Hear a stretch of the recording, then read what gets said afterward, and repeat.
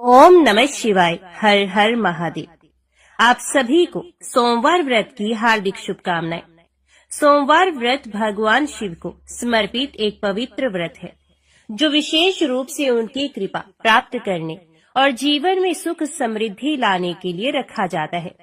ये व्रत हर सोमवार को किया जाता है और इस व्रत का विशेष महत्व होता है।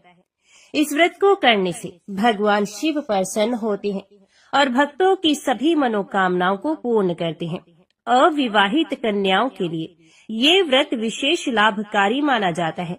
इसे करने से योग्य वर की प्राप्ति होती है और वैवाहिक जीवन सुखद होता है। जो महिलाएं संतान प्राप्ति की इच्छा रखती हैं, उनके लिए यह व्रत बहुत फलदायी होता है। इस व्रत से आर्थिक तंगी दूर होती है और कर्ज से भी मुक्ति मिलती है। भगवान शिव को भोलेनाथ कहा जाता है। उनकी भक्ति से जीवन में शांति, स्वास्थ्य और सकारात्मक ऊर्जा प्राप्त होती है। सोमवार व्रत करने से जन्म जन्मांतर के पाप नष्ट होते हैं और व्यक्ति को मोक्ष की प्राप्ति होती है। यदि जीवन में कोई संकट या बाधा आ रही हो, तो सोमवार व्रत करने से सभी समस्याएं समाप्त हो जाती हैं। इस व्रत को करने के लिए प्रातः स्नान कर स्वच्छ वस्त्र धारण करें और व्रत का संकल्प लें। घर या शिव मंदिर में जाकर भगवान शिव का जल, दूध, दही, शहद, बेलपत्र और गंगा जल से अभिषेक करें। ओम नमः शिवाय मंत्र का जाप करें और शिव चालीसा का पाठ करें। दिन भर फलाहार करें और निराहार व्रत भी रखा जाता है। शाम के समय फिर से भगवान शिव की पूजा करें और सोमवार व्रत कथा को पढ़े अथवा सुने। शिव आरती करें और प्रसाद वितरण करें। अगले दिन प्रातः किसी ब्राह्मण या जरूरतमंद को भोजन कराकर व्रत का पारण करें। ये व्रत हर सोमवार किया जाता है या फिर 16 सोमवार तक लगातार यह व्रत करने से विशेष फल की प्राप्ति होती है। और श्रावण मास में किए जाने वाले सोमवार व्रत का भी विशेष महत्व होता है। सोमवार व्रत भगवान शिव की कृपा पाने और जीवन में सुख समृद्धि लाने का एक उत्तम साधन है। जो भी श्रद्धालु इसे श्रद्धा और भक्ति के साथ करता है, उसे भगवान शिव का आशीर्वाद प्राप्त होता है और उसके जीवन की सभी परेशानियां दूर हो जाती हैं। अभी सुनिए सोमवार की पौराणिक व्रत कथा। आर्याव्रत में चित्रवर्मा नाम से प्रसिद्ध एक राजा थे। वे दुष्टों को दंड देने के लिए यमराज के समान समझे जाते थे। वे धर्म मर्यादाओं के रक्षक, कुमार्गामी पुरुषों को दंड देकर राह पर लाने वाले, समस्त यज्ञों का अनुष्ठान करने वाले और शरणार्थियों की रक्षा करने में समर्थ थे। भगवान शिव और विष्णु में उनकी बड़ी भक्ति थी। राजा चित्रवर्मा ने अनेक परम पराक्रमी पुत्रों को पाकर अंत में एक सुंदर मुख वाली कन्या प्राप्त की। एक दिन राजा ने जातक के लक्षण जानने वाले श्रेष्ठ ब्राह्मणों को बुलाकर कन्या की जन्म कुंडली के अनुसार भावी फल पूछे। तब उन ब्राह्मणों में से एक बहुअज्ञ विद्वान ने कहा, महाराज, यह आपकी कन्या सीमंतनी नाम से प्रसिद्ध होगी। ये उमा भगवती माता की भांति मांगलमयी, दमयंती की भांति परम सुंदरी, सरस्वती के समान सब कलाओं को जानने वाली तथा लक्ष्मी की भांति अत्यंत सद्गुणों से सुशोभित होगी। ये 10,000 वर्षों तक अपने स्वामी के साथ आनंद भोगेगी और 8 पुत्रों को जन्म देकर उत्तम सुख का उपभोग करेगी। तत्पश्चात एक दूसरे ब्राह्मण ने कहा, यह कन्या 14वें वर्ष में विधवा हो जाएगी। ये वज्रघात के समान दारुण वचन सुनकर राजा 2 घड़ी तक चिंता में डूबे रहे। तदंतर सब ब्राह्मणों को विदा करके राजा ने सब कुछ भाग्य के अनुसार ही होता है ऐसा समझकर चिंता छोड़ दी। सीमंतनी धीरे धीरे सयानी हुई। अपनी सखी के मुख से भावी वैधव्य की बात सुनकर उसे बड़ा खेद हुआ। तो उसने चिंता मगन होकर याज्ञवल्क्य मुनि की पत्नी मैत्रेयी जी से पूछा, माताजी, मैं आपके चरणों की शरण में आई हूँ। मुझे सौभाग्य बढ़ाने वाले सत्कर्म का उपदेश दीजिए।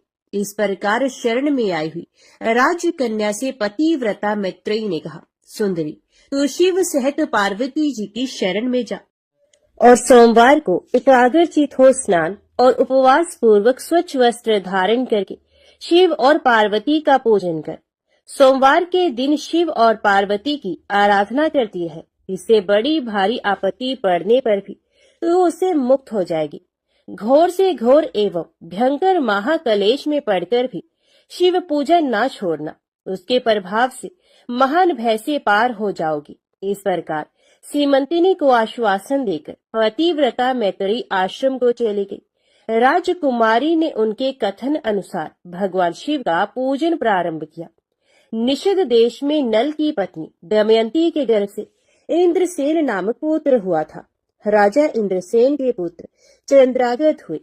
नृपश्रेष्ठ चित्रवर्मा ने राजकुमार चंद्रागत को बुलाकर गुरुजनों की आज्ञा से उन्हीं के साथ अपनी पुत्री सीमंतिनी का विवाह कर दिया। उस विवाह में बड़ा उत्सव हुआ था। विवाह के पश्चात चंद्रागत कुछ काल तक ससुराल में ही रहे। एक दिन राजकुमार यमुना के पार जाने के लिए कुछ मित्रों के साथ नाव पर सवार हुए। भाग्यवश नाव यमुना के भंवर में मल्लाहों शहर डूब गई। यमुना के दोनों तटों पर बड़ा भारी हाहाकार मच गया। इस दुर्घटना को देखने वाले समस्त सैनिकों के विलाप से सारा आकाश मंडल गूंज उठा। डूबने वालों में से कुछ तो मर गए और कुछ ग्राहों के पेट में चले गए तथा राजकुमार आदि कुछ लोग उस महाजाल में अदृश्य हो गए। ये समाचार सुनकर राजा चित्रवर्मा बड़े व्याकुल हुए और यमुना के किनारे आकर मूर्छित होकर गिर पड़े। सीमंतिनी ने भी जब ये समाचार सुना तब वह अचेत होकर धरती पर गिर पड़ी। राजा इंद्रसेन भी अपने पुत्र के डूबने का समाचार पाकर रानियों सहित बहुत दुखी हुए और सुध बुद्ध खोकर गिर पड़े।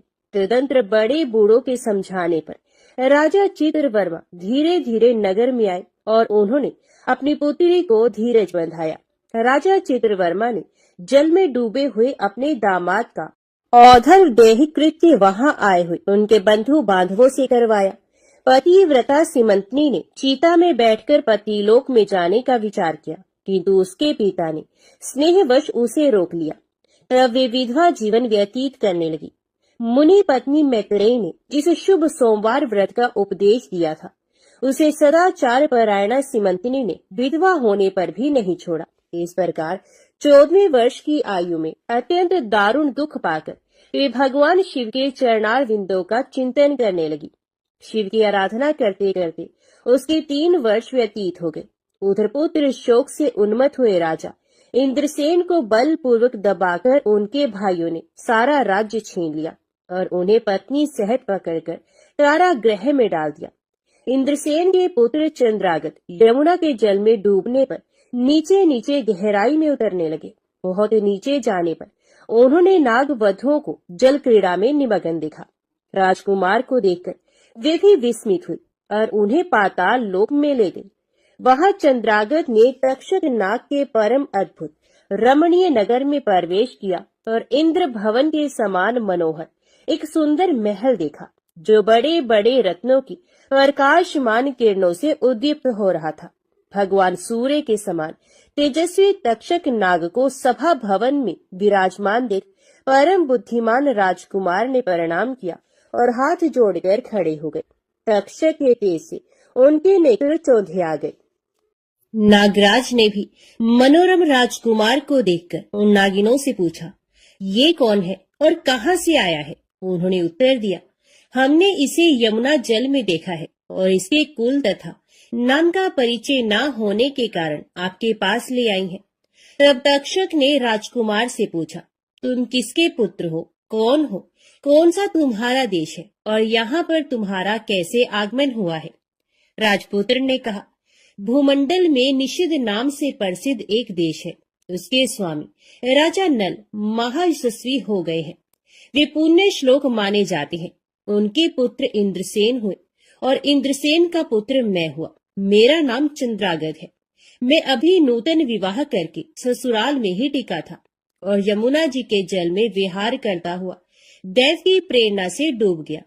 ये नाग पत्नियां मुझे आपके पास ले आई हैं।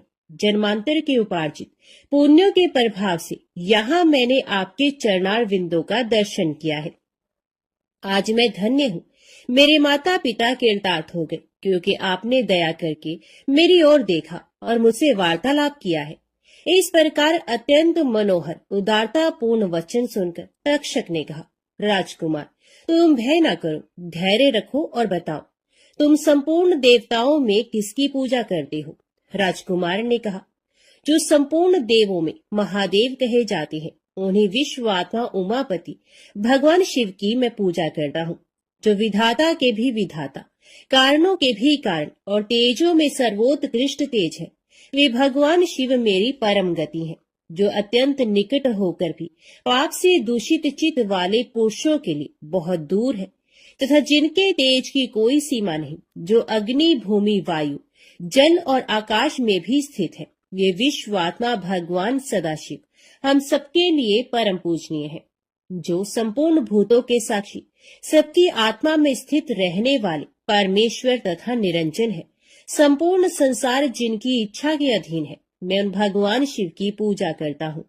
ज्ञानी पुरुष जिन्हें एक आदि और पुराण पुरुष कहते हैं, गुणों के भेद से जिनमें भिन्नता की प्रतीति होती है, जिन्हें कोई तो क्षेत्रज्ञ, कोई तुरय और कोई कूटस्थ कहते हैं, ये भगवान शिव मेरे परमाश्रय हैं, जो चैतन्यमय अचिंत्य तत्व है, जिनके तेज का कहीं अंत नहीं। श्रुति के नेति नेति वचनों से तद भिन्न समस्त वस्तुओं का बाध करके जिनके स्वरूप का निश्चय किया गया है, तथा आत्म ज्ञानी पुरुषों के भी मन और वाणी की वृत्तियां जिनका स्पर्श नहीं कर पाती हैं, वे ही ये भगवान शिव मेरे परम पूजनीय हैं। जिनका प्रसाद पाकर साधु पुरुष अत्यंत उज्जवल इंद्रपद की भी अभिलाषा नहीं रखते, तथा कर्मों की अर्गला और काल चक्र को लांघकर निर्भय होकर विचरते हैं, वे भगवान शिव मेरी परम गति हैं। जिनकी स्मृति चांडाल की योनि में जन्म पाने वाले मनुष्यों के भी समस्त पाप रूपी रोगों का नाश करती है, तथा जिनका संपूर्ण रूप श्रुतियों के लिए भी ढूंढने योग्य है, उन्हीं भगवान शिव के उद्देश्य से मैं सदैव पूजा करता हूँ। देव नदी गंगा जिनके मस्तक पर स्थान पाकर सुशोभित होती है, भगवती जगदम्बिका जिनके अर्धांग में निवास करती है, तक्षक और वासुकी दोनों नागराज जिनके कानों के कुंडल हैं, वे चंद्रशेखर भगवान शिव मेरे परमाश्रय हैं। जिनके चरण कमल वेदों के शीर्ष स्थानीय उपनिषदों में गौरवान्वित होती है, वेदांत की श्रुति भी जिनके चरणार विंदों का गुणगान करती है, जिनका दिव्य स्वरूप सदा योगियों के हृदय में प्रकाशित होता है, तथा जिनकी सगुण मूर्ति संपूर्ण तत्वों का प्रकाश करने वाली है। गुणमयी सृष्टि पर विजय पाने वाले वे भगवान शंकर मेरे द्वारा पूजित होते हैं। राजकुमार की ये बात सुनकर तक्षक का चित्त प्रसन्न हो गया। उनके हृदय में महादेव जी के प्रति नूतन भक्ति भाव का उदय हो गया और वे उनसे इस प्रकार बोले, राजेंद्र नंदन, तुम्हारा कल्याण हो। मैं तुम पर बहुत प्रसन्न हूँ, क्योंकि तुम बालक होकर भी सर्वोत्कृष्ट परात्पर शिव तत्व को जानते हो। देखो, ये रत्न में लोक है, ये मनोहर नेत्रों वाली युवतियां हैं, ये मनोवांछित कामना पूर्ण करने वाले कल्प वृक्ष है, तथा ये अमृत रूपी जल से भरी हुई बावलियां हैं। यहाँ मृत्यु का दारुण भय नहीं है, बुढ़ापा और रोग से यहाँ किसी को पीड़ा नहीं होती है। तुम इच्छा अनुसार यही रहो और यथा योग्य सुख भोगों का उपभोग करो। नागराज के ऐसा कहने पर राजकुमार हाथ जोड़कर बोले, नागराज, मैंने समय पर विवाह किया है। मेरी पत्नी उत्तम व्रत का पालन करने वाली और शिव पूजा परायणा है, और मैं अपने माता पिता का इकलौता पुत्र हूँ। वे सब लोग इस समय मुझे मरा हुआ मानकर महान शोक से घिर गए होंगे, अतः मुझे किसी प्रकार भी यहाँ अधिक समय तक नहीं ठहरना चाहिए। आप कृपा करके मुझे उसी मनुष्यलोक में पुनः पहुँचा दे। नागराज तक्षक ने कहा, राजकुमार, तुम जब जब मेरी याद करोगे तब तब तुम्हारे सामने प्रकट हो जाऊंगा। ऐसा कहकर उन्होंने राजकुमार को एक सुंदर अश्व भेंट किया, जो इच्छा के अनुसार चलने वाला था। अनेक प्रकार के द्वीपों, समुद्रों और लोकों में उसकी अप्रतिहत गति थी। इसके सिवा उन्हें रत्न में आभूषण, दिव्य वस्त्र एवं दिव्य अलंकार भेंट किए। उनकी सहायता के लिए सारी व्यवस्था करने के पश्चात रक्षक ने जाओ कहकर प्रेम पूर्वक उन्हें विदा किया। चंद्रांगन उस घोड़े पर सवार हो निकले और थोड़ी ही देर में यमुना के जल से बाहर आकर उस दिव्य अश्व पर चढ़े हुए नदी के रमणीय तट पर घूमने लगी। इसी समय पतिव्रता सिमंतनी अपनी सखियों से घिरी हुई वहां स्नान करने के लिए आई। उसने यमुना के तट पर मनुष्य रूपधारी नागकुमार के साथ भ्रमण करते हुए राजकुमार चंद्रागत को देखा। दिव्य अश्व पर आरूढ़ हुए अपूर्व आकार वाले उन राजकुमार को देखकर वे उन्हीं की ओर दृष्टि लगाए खड़ी हो गई। उसे देखकर चंद्रागत ने भी मन ही मन विचार किया, जान पड़ता है इसे मैंने पहले कभी देखा है। तत्पश्चात वे घोड़े से उतरकर नदी के किनारे आ बैठे और उस सुंदरी को बुलाकर समीप बैठाकर पूछा, तुम कौन हो, किसकी स्त्री और किसकी कन्या हो? सीमंतनी लज्जावश स्वयं कुछ बोल न सकी। तब उसकी सखी ने सब बातें बताई। इसका नाम सीमंतनी है। ये निषेध राज इंद्रसेन की पुत्र वधु, युवराज चंद्रागत की पत्नी और महाराज चित्रवर्मा की पुत्री है। दुर्भाग्यवश इसके पति इस महाजल में डूब गए। इससे वैधव्य का दुख प्राप्त करके यह बाला शोक से सूखती जा रही है। अत्यंत प्रबल शोक में ही इसने 3 वर्ष व्यतीत किए हैं। आज सोमवार है, इसलिए यहाँ यमुना जी के स्नान करने के लिए आई है। इसके ससुर का राज्य भी शत्रु ने छीन लिया है, बलपूर्वक उस पर अधिकार जमा लिया है और वे महाराज अपनी पत्नी के साथ उनकी कैद में पड़े हैं। ये सब होने पर भी ये निर्मल अंतकरण वाली सदाचार परायणा राजकुमारी प्रति सोमवार को अत्यंत भक्ति भाव के साथ पार्वती सहित महादेव जी की पूजा करती है। उत्तम व्रत का पालन करने वाली सीमंतनी ने अपनी सखी के मुख से सब बातें कहलवाकर स्वयं ही राजकुमार से पूछा, आप कौन हैं? आपके पार्श्ववर्ती ये दोनों पुरुष कौन है? आपने मेरे वृतांत को एक स्नेही की भांति क्यों पूछा है? महाबाहो, मुझे ऐसा जान पड़ता है कि पहले मैंने आपको कहीं देखा है। आप मुझे स्वजन की भांति प्रतीत होते हैं। इतना कहकर राजकुमारी सीमंतनी नेत्रों से आंसू की धारा बहाती हुई बहुत देर तक फूट फूट कर रोती रही और मूर्छित होकर पृथ्वी पर गिर पड़ी। अपनी प्रियतमा के शोक का कारण सुनकर चंद्रागत भी शोक से व्याकुल हो 2 घड़ी तक चुपचाप बैठे रहे। तदंतर सीमंतनी उठकर राजकुमार की ओर बारंबार निहारने लगी। उसने पहले देखे हुए अंग चिन्हों, स्वर आदि लक्षणों, अवस्था के प्रमाण तथा रूप रंग आदि की परीक्षा करके ये निश्चय किया कि ये अवश्य ही मेरे पति हैं, क्योंकि मेरा हृदय प्रेम से अधीर होकर इन्हीं में अनुरक्त हुआ है। परंतु क्या मुझ अभागिनी को अपने मरे हुए पति का दर्शन हो सकता है? ये स्वप्न है या भ्रम? अथवा मुनि पत्नी मैत्रेयी ने जो मुझे ये कहा था कि तुम भारी से भारी विपत्ति में पड़ने पर भी इस व्रत का पालन करती रहना, उसी का तो ये फल नहीं है। एक श्रेष्ठ ब्राह्मण ने मेरा 10,000 वर्षों का सौभाग्य बतलाया था। उन ब्राह्मण देवता का ये वचन अवश्य सत्य होगा, ये ईश्वर के बिना कौन जान सकता है। इधर प्रतिदिन मुझे मंगल सूचक शुभ शगुन दिखाई देते हैं। पार्वती देवी के प्राणनाथ भगवान शिव के प्रसन्न होने पर देहधारियों के लिए कौन सी वस्तु दुर्लभ हो सकती है। इस प्रकार भांति भांति से विचार करके उसका संदेह दूर हुआ। तब लज्जा से उसने अपना मुख नीचे की ओर कर लिया। उस समय राजकुमार ने कहा, भद्रे, मैं तुम्हारे पति के शोक संतप्त माता पिता से ये समाचार बतलाने के लिए जा रहा हूँ। तुम्हारा कल्याण हो, तुम्हारे पति तुमसे शीघ्र ही मिलेंगे। यूं कहकर राजकुमार घोड़े पर सवार हुए और अपने दोनों सहायकों के साथ शीघ्र ही अपने राज्य में पहुंचे। वहां नागरोद्यान के समीप स्थित होकर उन्होंने नागराज के पुत्र को राज सिंहासन पर अधिकार जमाए बैठे हुए बंधुओं के समीप भेजा। नागकुमार ने शीघ्र जाकर उन सब से कहा, तुम सब लोग महाराज इंद्रसेन को अविलंब कारागृह से मुक्त करो और सिंहासन छोड़कर हट जाओ। महाराज के पुत्र चंद्रागत पाताल लोक से लौटकर यहाँ आए हैं। तुम आनाकानी ना करो, नहीं तो चंद्रागत के बाण तुम्हारे प्राण हर लेंगे। वे यमुना जी के जल में डूबकर नागराज तक्षक के घर जा पहुंचे थे। वहां से उनकी सहायता पाकर पुण्य इस लोक में लौटे हैं। नागकुमार की कही हुई ये सारी बातें सुनकर शत्रुओं ने भी बहुत अच्छा कहकर उनकी आज्ञा स्वीकार की और महाराज इंद्रसेन को उनके खोए हुए पुत्र के पुनः लौट आने का समाचार बताकर उनका सिंहासन उन्हें लौटा दिया। महाराज को प्रसन्न करके भी वे लोग भयभीत बने रहे। मेरा पुत्र आ रहा है। ये बात सुनकर राजा प्रेम के आंसू बहाते हुए आनंद में डूब गए। यही दशा महारानी की भी थी। तदंतर सब नागरिक, वृद्ध, मंत्री और पुरोहित आगे जाकर चंद्रागत से मिले और उन्हें हृदय से लगाकर महाराज के समीप ले आए। अपने भवन में प्रवेश करके अश्रु वर्षा करते हुए राजकुमार ने माता पिता के चरणों में प्रणाम किया। चरणों में पड़े हुए पुत्र को उठाकर राजा ने अश्रु सिक्त हृदय से लगा लिया। फिर क्रमश सब माताओं को प्रणाम करके उनका आशीर्वाद लेकर राजकुमार पुरवासियों से मिले और उन्होंने सबको यथा योग्य सम्मान दिया। उन्होंने सबके साथ राजसभा में बैठकर अपना सब वृतांत पिता से निवेदन किया और नागराज तक्षक से मित्रता होने की भी बात बताई। राजकुमार का चित्र देख और सुनकर राजा इंद्रसेन हर्ष से विवल हो गए।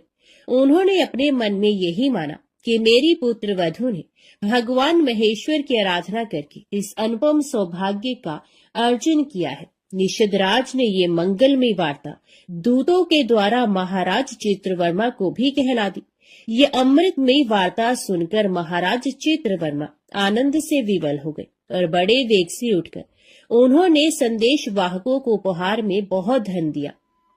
फिर अपनी पुत्री को बुलवाकर उन्होंने उससे वैधव्य के चिन्हों का परित्याग करवाया और उसे नाना प्रकार के आभूषणों से विभूषित किया। तत्पश्चात समूचे राष्ट्र के गांव और नगर आदि में बड़ा भारी उत्सव हुआ और सब लोगों ने राजकुमारी सीमंतिनी के सदाचार की बड़ी प्रशंसा की। चित्रवर्मा ने इंद्रसेन के पुत्र चंद्रागत को बुलाकर सीमंतिनी को उनके साथ विदा कर दिया। चंद्रागत ने तक्षक के घर से लाए हुए रत्न आदि आभूषणों के द्वारा, जो मानव मात्र के लिए अत्यंत दुर्लभ है, अपनी पत्नी को अलंकृत किया। तपे हुए स्वर्ण के समान सुशोभित 40 कोस तक जाने वाली सुगंध से युक्त दिव्य अंगराग से सीमंतिनी की बड़ी शोभा हो रही थी। कमल के केसर के समान रंग वाले कल्प वृक्ष के पुष्पों से बनी हुई और कभी ना कुम्हलाने वाली माला भी सती सीमंतिनी की शोभा बढ़ा रही थी। इस प्रकार शुभ मुहूर्त में अपनी पत्नी को साथ लेकर श्वशुर की आज्ञा से चंद्रागत उन्हें अपनी नगरी में आए। महाराज इंद्रसेन ने अपने पुत्र को राज सिंहासन पर बिठाकर तपस्या द्वारा भगवान शिव की आराधना करके योगी पुरुषों को उपलब्ध होने वाली उत्तम गति प्राप्त की। राजा चंद्रागत ने अपनी धर्म पत्नी सीमंतिनी के साथ 10,000 वर्षों तक नाना प्रकार के विषयों का उपभोग किया। उन्होंने 8 पुत्रों और 1 कन्या को जन्म दिया। सीमंतिनी प्रतिदिन भगवान महेश्वर की पूजा करती हुई अपने स्वामी के साथ सुख पूर्वक रहने लगी। उसने सोमवार व्रत के प्रभाव से अपना खोया हुआ सौभाग्य प्राप्त कर लिया। ओम नमः शिवाय। हर हर महादेव। अभी सुनिए 16 सोमवार की व्रत कथा। एक बार भगवान शिवजी पार्वती जी के साथ भ्रमण करते हुए मृत्यु लोक की अमरावती नगरी में पहुंचे। उस नगर के राजा ने भगवान शिव का एक विशाल मंदिर बनवा रखा था। शिव और पार्वती उस मंदिर में रहने लगे। एक दिन पार्वती ने भगवान शिव से कहा कि हे प्राणनाथ, आज मेरी चौसर खेलने की इच्छा हो रही है। पार्वती की इच्छा जानकर शिव पार्वती के साथ चौसर खेलने बैठ गए। खेल प्रारंभ होते ही उस मंदिर का पुजारी वहां आ गया। माता पार्वती जी ने पुजारी जी से पूछा कि हे पुजारी जी, ये बताइए कि इस बाजी में किसकी जीत होगी। तो ब्राह्मण ने कहा कि महादेव जी की, परंतु चौसर में शिव जी की पराजय हुई और माता पार्वती जी की जीत हुई। तो ब्राह्मण को उन्होंने झूठ बोलने के अपराध में कोढ़ी होने का श्राप दिया। शिव और पार्वती उस मंदिर से कैलाश पर्वत पर लौट गए। पार्वती जी के श्राप के कारण पुजारी कोढ़ी हो गया। नगर के स्त्री पुरुष उस पुजारी की परछाई से भी दूर दूर रहने लगे। कुछ लोगों ने राजा से पुजारी के कोढ़ी हो जाने की शिकायत की, तो राजा ने किसी पाप के कारण पुजारी के कोढ़ी हो जाने का विचार कर उस मंदिर से निकलवा दिया। उसकी जगह दूसरे ब्राह्मण को पुजारी बना दिया गया। कोढ़ी पुजारी मंदिर के बाहर बैठकर भिक्षा मांगने लगा। कई दिनों के पश्चात स्वर्गलोक की कुछ अप्सराएं उस मंदिर में पधारी और उसे देखकर अप्सराओं ने कारण पूछा। पुजारी ने उन्हें भगवान शिव और पार्वती जी के चौसर खेलने और पार्वती जी के शाप देने की सारी कहानी कह सुनाई। तब अप्सराओं ने पुजारी से 16 सोमवार का विधिवत व्रत रखने को कहा। पुजारी द्वारा पूजन विधि पूछने पर अप्सराओं ने कहा, सोमवार के दिन सूर्य उदय से पहले उठकर स्नान आदि से निवृत्त होकर स्वच्छ वस्त्र पहनकर आधा सेर गेहूं का आटा लेकर उसके 3 अंग बनाना, फिर घी का दीपक जलाकर गुड़ नैवेद्य बेलपत्र चंदन अक्षत फूल जनेऊ का जोड़ा लेकर प्रदोष काल में भगवान शिव की पूजा अर्चना करना। पूजा के बाद 3 अंगों में एक अंग भगवान शिव को अर्पण करके एक आप ग्रहण करना। शेष 2 अंगों को भगवान का प्रसाद मानकर वहां उपस्थित स्त्री पुरुषों और बच्चों को बांट देना। इस तरह व्रत करते हुए जब 16 सोमवार बीत जाए तो 17वें सोमवार को 1 पाव आटे की बाटी बनाकर उसमें घी और गुड़ मिलाकर चूरमा बनाना, फिर भगवान शिव को भोग लगाकर वहां उपस्थित स्त्री पुरुष और बच्चों को प्रसाद बांट देना। इस तरह 16 सोमवार व्रत करने और व्रत कथा को सुनने से भगवान शिव तुम्हारे कोढ़ को नष्ट करके तुम्हारी सभी मनोकामनाएं पूरी कर देंगे। इतना कहकर अप्सराएं स्वर्गलोक को चली गई। पुजारी ने अप्सराओं के कथन अनुसार 16 सोमवार का विधिवत व्रत किया। फलस्वरूप भगवान शिव की अनुकंपा से उसका कोढ़ नष्ट हो गया। राजा ने उसे फिर मंदिर का पुजारी बना दिया और वह मंदिर में भगवान शिव की पूजा करता आनंद से जीवन व्यतीत करने लगा। कुछ दिनों के बाद पुनः पृथ्वी का भ्रमण करते हुए भगवान शिव और पार्वती उस मंदिर में पधारे। स्वस्थ पुजारी को देखकर पार्वती ने आश्चर्य से उसके रोग मुक्त होने का कारण पूछा तो पुजारी ने उन्हें 16 सोमवार व्रत करने की सारी कथा कह सुनाई। पार्वती जी भी व्रत की बात सुनकर बहुत प्रसन्न हुई और उन्होंने पुजारी से उसकी विधि पूछकर स्वयं 16 सोमवार का व्रत प्रारंभ किया। पार्वती जी उन दिनों अपने पुत्र कार्तिकेय के नाराज होकर दूर चले जाने से बहुत चिंतित रहती थी। वे कार्तिकेय को लौटा लाने के अनेक उपाय कर चुकी थी, लेकिन कार्तिकेय लौटकर उनके पास नहीं आ रहे थे। 16 सोमवार का व्रत करते हुए पार्वती ने भगवान शिव से कार्तिकेय के लौटने की मनोकामना की। व्रत समापन के तीसरे दिन सचमुच कार्तिकेय वापस लौट आए। कार्तिकेय ने अपने हृदय परिवर्तन के संबंध में पार्वती जी से पूछा, हे माता, आपने ऐसा कौन सा उपाय किया था जिससे मेरा क्रोध नष्ट हो गया और मैं वापस लौट आया? तब पार्वती जी ने कार्तिकेय को 16 सोमवार के व्रत की कथा कह सुनाई। कार्तिकेय अपने एक ब्राह्मण मित्र ब्रह्मदत्त के परदेश चले जाने से बहुत दुखी थे। उसको वापस लौटाने के लिए कार्तिकेय ने 16 सोमवार का व्रत करते हुए ब्रह्मदत्त के वापस लौट आने की कामना प्रकट की। व्रत के समापन के कुछ दिनों के बाद मित्र लौट आया। ब्राह्मण ने कार्तिकेय से कहा, प्रिय मित्र, तुमने ऐसा कौन सा उपाय किया जिससे परदेश में मेरे विचार एकदम परिवर्तित हो गए और मैं तुम्हारा स्मरण करते हुए लौट आया। कार्तिकेय ने अपने मित्र को भी 16 सोमवार के व्रत की कथा विधि सुनाई। ब्राह्मण मित्र व्रत के बारे में सुनकर बहुत खुश हुआ और उसने भी व्रत किया। 16 सोमवार व्रत का समापन करने के बाद ब्रह्मदत्त विदेश यात्रा पर निकला। वह नगर के राजा हर्षवर्धन की बेटी राजकुमारी गुंजन का स्वयंवर हो रहा था। वहां के राजा ने प्रतिज्ञा की थी कि एक हथिनी यह माला जिसके गले में डालेगी वे अपनी पुत्री का विवाह उसी से करेगा। ब्राह्मण भी उत्सुकतावश महल में चला गया। वहां कई राज्यों के राजकुमार बैठे थे। तभी एक सजी धजी हथिनी सूंड में जयमाला लिए वहां आई। हथिनी ने ब्राह्मण के गले में जयमाला डाल दी। फलस्वरूप राजकुमारी का विवाह ब्राह्मण से हो गया। एक दिन उसकी पत्नी ने पूछा, हे प्राणनाथ, आपने कौन सा शुभ कार्य किया था जो उस हथिनी ने राजकुमारों को छोड़कर आपके गले में जयमाला डाल दी? ब्राह्मण ने 16 सोमवार व्रत की विधि बताई। अपने पति से 16 सोमवार का महत्व जानकर राजकुमारी ने पुत्र की इच्छा से 16 सोमवार का व्रत किया। निश्चित समय पर भगवान शिव की अनुकंपा से राजकुमारी के एक सुंदर सुशील व स्वस्थ पुत्र पैदा हुआ। पुत्र का नामकरण गोपाल के रूप में हुआ। बड़ा होने पर पुत्र गोपाल ने भी माँ से एक दिन प्रश्न किया कि मैंने तुम्हारे ही घर में जन्म लिया, इसका क्या कारण है? माता गुंजन ने पुत्र को 16 सोमवार व्रत की जानकारी दी। व्रत का महत्व जानकर गोपाल ने भी व्रत करने का संकल्प किया। गोपाल जब 16 वर्ष का हुआ तो उसने राज्य पाने की इच्छा से 16 सोमवार का विधिवत व्रत किया। व्रत समापन के बाद गोपाल घूमने के लिए समीप के नगर में गया। वहां के वृद्ध राजा ने गोपाल को पसंद किया और बहुत धूमधाम से अपनी पुत्री राजकुमारी मंगला का विवाह गोपाल के साथ कर दिया। 16 सोमवार के व्रत करने से गोपाल महल में पहुंचकर आनंद से रहने लगा। 2 वर्ष बाद वृद्ध राजा का निधन हो गया तो गोपाल को उस नगर का राजा बना दिया गया। इस तरह 16 सोमवार व्रत करने से गोपाल की राज्य पाने की इच्छा पूर्ण हुई। राजा बनने के बाद भी वे विधिवत 16 सोमवार का व्रत करता रहा। व्रत के समापन पर 17वें सोमवार को गोपाल ने अपनी पत्नी मंगला से कहा कि व्रत की सारी सामग्री लेकर वे समीप के शिव मंदिर में पहुंचे। पति की आज्ञा का उल्लंघन करके सेवकों द्वारा पूजा की सामग्री मंदिर में भेज दी, स्वयं मंदिर नहीं गई।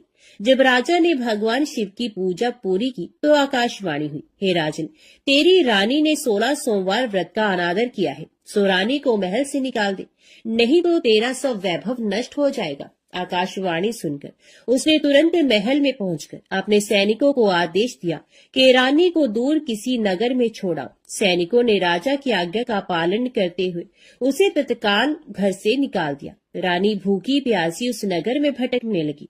रानी को उस नगर में एक बुढ़िया मिली। ये बुढ़िया सूत काट कर बाजार बेचने जा रही थी, लेकिन इस बुढ़िया से सूत उठ नहीं रहा था। बुढ़िया ने रानी से कहा, बेटी, यदि तू मेरा सूत उठाकर बाजार तक पहुंचा दो और सूत बेचने में मेरी मदद करो तो मैं तुम्हें धन दूंगी। रानी ने बुढ़िया की बात मान ली, लेकिन जैसे ही रानी ने सूत की गठरी को हाथ लगाया तभी जोर की आंधी चली और गठरी खुल जाने से सारा सूत आंधी में उड़ गया। बुढ़िया ने उसे फटकार कर भगा दिया। रानी चलते चलते नगर में एक तेली के घर पहुंची। उस तेली ने तरस खाकर रानी को घर में रहने के लिए कह दिया, लेकिन तभी भगवान शिव के प्रकोप से तेली के तेल से भरे मटके एक एक करके फूटने लगे। तेली ने भी भगा दिया। भूख प्यास से व्याकुल रानी वहां से आगे गई और चल पड़ी। रानी ने एक नदी पर जल पीकर अपनी प्यास शांत करनी चाही तो नदी का जल उसके स्पर्श से सूख गया। अपने भाग्य को कोसती हुई रानी आगे चल दी। चलते चलते रानी एक जंगल में पहुंची। उस जंगल में एक तालाब था, उसमें निर्मल जल भरा हुआ था। निर्मल जल देखकर रानी की प्यास तेज हो गई, जल पीने लगी। रानी ने तालाब की सीढ़ियां उतरकर जैसे ही जल को स्पर्श किया तभी उस जल में असंख्य कीड़े उत्पन्न हो गए। रानी ने दुखी होकर उस गंदे जल को पीकर अपनी प्यास शांत की। रानी ने एक पेड़ की छाया में बैठकर कुछ देर आराम करना चाहा तो उस पेड़ के पत्ते पल भर में सूखकर बिखर गए। रानी दूसरे पेड़ के नीचे जाकर बैठी। जिस पेड़ के नीचे बैठती वही सूख जाता। वन और सरोवर की ये दशा देखकर वहां के गवाले बहुत हैरान हुए। गवाले रानी को समीप के मंदिर में पुजारी जी के पास ले गए। रानी के चेहरे को देखकर ही पुजारी जान गए कि रानी अवश्य किसी बड़े घर की है, भाग्य के कारण दर दर भटक रही है। पुजारी ने रानी से कहा, पुत्री, तुम कोई चिंता नहीं करो, मेरे साथ इस मंदिर में रहो, कुछ ही दिनों में सब ठीक हो जाएगा। पुजारी की बातों से रानी को बहुत सांत्वना मिली। रानी उस मंदिर में रहने लगी। रानी भोजन बनाती तो सब्जी जल जाती, आटे में कीड़े पड़ जाते, जल से बदबू आने लगती। पुजारी भी रानी के दुर्भाग्य से बहुत चिंतित होते हुए बोली, हे पुत्री, अवश्य ही तुझसे कोई अनुचित काम हुआ है जिसके कारण देवता तुझसे नाराज है और उनकी नाराजगी के कारण ही तुम्हारी ये दशा हुई है। पुजारी की बात सुनकर रानी ने अपने पति के आदेश पर मंदिर में न जाकर शिव की पूजा नहीं करने की सारी कथा कह सुनाई। तो पुजारी ने कहा, अब तुम कोई चिंता मत करो, कल सोमवार है और कल से तुम 16 सोमवार के व्रत करना शुरू कर दो। भगवान शिव अवश्य तुम्हारे दोषों को क्षमा कर देंगे। पुजारी की बात मानकर रानी ने 16 सोमवार के व्रत प्रारंभ कर दिए। रानी सोमवार का व्रत करके शिव की विधिवत पूजा अर्चना की और व्रत कथा सुनने लगी। जब रानी ने 17वें सोमवार को विधिवत व्रत का समापन किया तो उधर उसके पति राजा के मन में रानी की याद आई। राजा ने तुरंत अपने सैनिकों को रानी को ढूंढकर लाने के लिए भेजा। रानी को ढूंढते हुए सैनिक मंदिर में पहुंचे और रानी से लौटकर चलने के लिए कहा। पुजारी ने सैनिकों से मना कर दिया और सैनिक निराश होकर लौट गए। उन्होंने लौटकर राजा को सारी बात बताई। राजा स्वयं उस मंदिर में पुजारी के पास पहुंचे और रानी को महल से निकाल देने के कारण पुजारी जी से क्षमा मांगी। पुजारी जी ने राजा से कहा, ये सब भगवान शिव के प्रकोप के कारण हुआ है। इतना कहकर रानी को विदा किया। राजा के साथ रानी महल में पहुंची। महल में बहुत खुशियां मनाई गई। पूरे नगर को सजाया गया। राजा ने ब्राह्मणों को अन्न, वस्त्र और धन का दान किया। नगर में निर्धनों को वस्त्र बांटे गए। रानी 16 सोमवार का व्रत करते हुए महल में आनंद पूर्वक रहने लगी। भगवान शिव की अनुकंपा से उसके जीवन में सुख ही सुख भर गए। 16 सोमवार के व्रत करने और कथा सुनने से मनुष्य की सभी मनोकामनाएं पूर्ण होती हैं और जीवन में किसी तरह की कमी नहीं होती है। स्त्री पुरुष आनंद पूर्वक जीवन यापन करते हुए मोक्ष को प्राप्त होती है।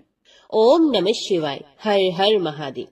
अभी सुनिए शिव चालीसा पाठ। श्री गणेश गिरजा सुवन, मंगल मूल सुजान, कहत अयोध्या दास तुम, देहु अभय वरदान। जय गिरजापति दीन दयाला, सदा करत संतन प्रतिपाला। भाल चंद्रमा सोहत नीके, कानन कुंडल नाग फनीके। अंग गौर शिरगंग बहाय, मुंड माल तन छार लगाए। वस्त्र खाल बागंबर सोहे, छवि को देख नाग मुनि मोहे। मैना मातु की होए दुलारी, बाम अंग सोहत शव न्यारी। कर त्रिशूल सोहत शव भारी, करत सदा शत्रुन शयकारी। नंदी गणेश सोहे तही कैसे, सागर मध्य कमल है जैसे। कार्तिक शाम और गणराव, या छवि को कह जात लगाओ। देवन जभी जाए पुकारा, तभी दुख प्रभु आप निवारा। किया उपद्रव तारक भारी, देवन सब मिल तुम्हें जुहारी। तुरत षडानन आप पठायो, लव निमेष में मार गिरायो। आप जलंधर असुर संहारा, सुयश तुम्हार विदित संसारा। त्रिपुरा सुरसन युद्ध मचाई, सबही कृपा कर लीन बचाई। किया तपही भागीरथ भारी, पूर्व प्रतिज्ञा तसु पुरारी। दानिन मह तुम सम को नाही, सेवक स्तुति करत सदाहि। वेद नाम महिमा तव गाय, अकथ अनाद भेद नहीं पाए। प्रगट उधत मंथन तेजवाला, जरे सुरासुर भय विहाला। किन्हीं दया तहि करी सहाय, नीलकंठ तब नाम कहाय। पूजन रामचंद्र जब कीन्हा, जीत के लंक विभीषण दीन्हा। सहस कमल में हो रहे धारी, किन्हीं परीक्षा तभी पुरारी। एक कमल प्रभु राखे जोई, कमल न्यून पूजन चह सोई। कठिन भक्ति देखी प्रभु शंकर, भय प्रसन्न दिए इच्छत वर। जय जय जय अनंत अविनाशी, करत कृपा सबके घटवासी। दुष्ट सकल नित मोह सतावे, भ्रमत रहे मोह चैन न आवे। त्राही त्राही मैं नाथ पुकारो, यह अवसर मोह आन उबारो। लै त्रिशूल शत्रुन को मारो, संकट से मोह आन उबारो। माता पिता भ्राता सब कोई, संकट में पूछत नहीं कोई। स्वामी एक है आस तुम्हारी, आय हरो अब संकट भारी। धन निर्धन को देत सदाही, जो कोई जांचे वो फल पाही। स्तुति कह विधि करो तुम्हारी, शंभो नाथ अब चूक हमारी। शंकर हो संकट के नाशन, मंगल कारण विघ्न विनाशन। योगी यतमुन ध्यान लगावे, नारद शारद शीश नवावे। नमो नमो जय नमो शिवाय, सुर ब्रह्मादिक पार न पाए। जो ये पाठ करे मन लाई, तापर होत है शंभु सहाय। ऋणिया जो कोई अधिकारी, पाठ करे सो पावन हारी। पुत्रहीन कर इच्छा कोई, निश्चय शिव बरसाते ही होय। पंडित त्रयोदशी को लावे, ध्यान पूर्वक होम करावे। त्रयोदशी व्रत करे हमेशा, तन ही ताके रहे कलेशा। धूप दीप नैवेद्य चढ़ावे, शंकर सम्मुख पाठ सुनावे। जन्म जन्म के पाप नसावे, अंतरवास शिवपुर में जावे। कहे अयोध्या आस तुम्हारी, जान सकल दुख हरी हमारी। नित्य नेम कर प्रातः ही, पाठ करो चालीसा। तुम मेरी मनोकामना पूर्ण करो जगदीश। मकसर छठे मत ऋतु, संवत 64 जान। स्तुति चालीसा शिव ही, पूर्ण कीन कल्याण। ओम नमः शिवाय। हर हर महादेव। अभी सुनते हैं भगवान भोलेनाथ की आरती। जय शिव ओंकारा, प्रभु जय शिव ओंकारा। ब्रह्मा विष्णु सदाशिव अर्धांगी धारा। ओम जय शिव ओंकारा। एकानन चतुरानन पंचानन राजे। हंसासन गरुड़ासन वृषवाहन साजे। ओम जय शिव ओंकारा। दो भुज चार चतुर्भुज 10 भुज अति सोहे। त्रिगुण रूप निरखता त्रिभुवन जन मोहे। ओम जय शिव ओंकारा। अक्षमाला बनमाला रुंडमाला धारी। चंदन मृग मद सोहे भाले शशिधारी। ओम जय शिव ओंकारा। श्वेतांबर पीतांबर बाघांबर अंगे। सनकादिक गरुणादिक भूतादिक संगे। ओम जय शिव ओंकारा। कर के मध्य कमंडलू चक्र त्रिशूल धरता। जग करता जग भरता जग संहार करता।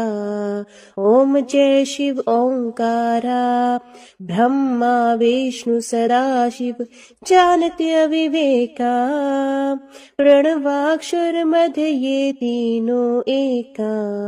ओम जय शिव ओंकारा। काशी में विश्वनाथ विराजते नंदी ब्रह्मचारी। नित उठ भोग लगावत महिमा अति भारी। ओम जय शिव ओंकारा। त्रिगुण शिव जी की आरती जो कोई नर गावे। कहत शिवानंद स्वामी मनवांछित फल पावे। ओम जय शिव ओंकारा। ओम जय शिव ओंकारा। स्वामी हरि शिव ओंकारा। ब्रह्मा विष्णु सदाशिव अर्धांगी धारा। ओम जय शिव ओंकारा।